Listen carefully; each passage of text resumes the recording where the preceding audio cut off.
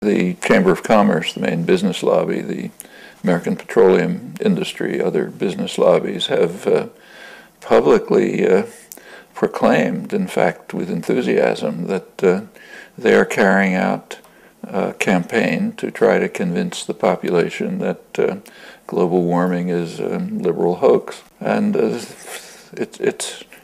it's succeeded, unfortunately. The latest polls I've seen show maybe a third of the population believes in anthropogenic global warming.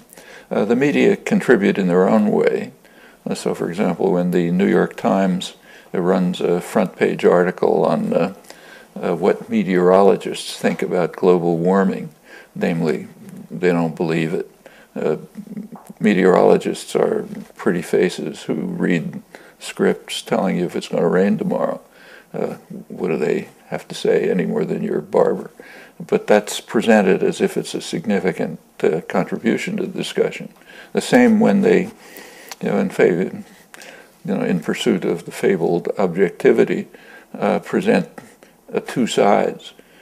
One side is 98% of scientists who know anything. The other side is Senator Inhofe and a couple of stragglers, and that's the two sides. And people are supposed to make a choice between them. They leave out a third side, which is the substantial number of climate scientists who believe that the consensus predictions are much too optimistic, including some of the leading scientists right here who've recently run what they call the most extensive modeling ever done that concludes that it's far worse than anticipated, and that their own results are an understatement because they don't take into account such things as effects of methane after permafrost disappears and so on. So that's the debate that people are presented with, and it's not surprising that the effort to manufacture consent to the belief that doesn't mean anything is pretty successful.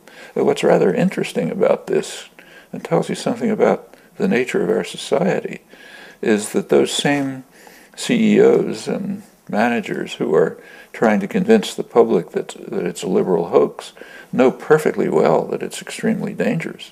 They have the same beliefs that you and I have. So they're caught in a kind of an institutional contradiction. As leaders of major corporations, they have an institutional role. That is to maximize short-term profit. And if they don't do that, they're out and someone else is in who does do it. So it's basically, institutionally speaking, it's not a choice. That's going to happen in the major institutions. So they may know that they're mortgaging the future of their grandchildren, and in fact, maybe everything they own will be destroyed, but they're caught in a trap of institutional structure. That's what happens in market systems. Financial crisis is a small example of the same thing. You may know that what you're doing carries systemic risk, but you can't calculate that into your transactions, or you're not fulfilling your role and somebody else replaces you. In fact, in the United States, it's actually a legal obligation to do that for corporate executives. So, and that's a very serious problem. It means that we're marching over the cliff and doing it for institutional reasons that are pretty hard to dismantle. There's other factors like the anger and fear and hostility in the country about everything carries over to this.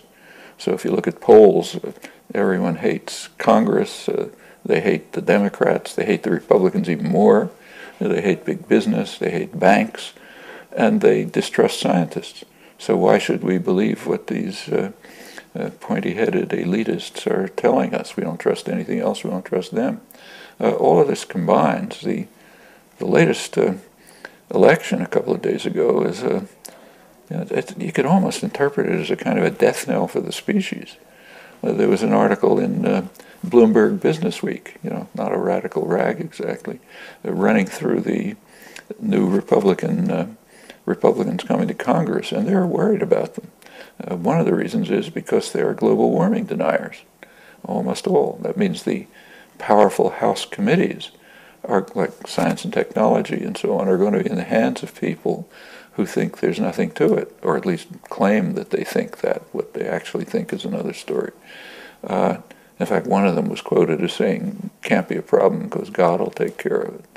Now, if this was happening in some small country, and maybe I don't know what, Monaco or something, it wouldn't matter much. But when it's happening in the richest, most powerful country in the world, it's a danger to the survival of the species.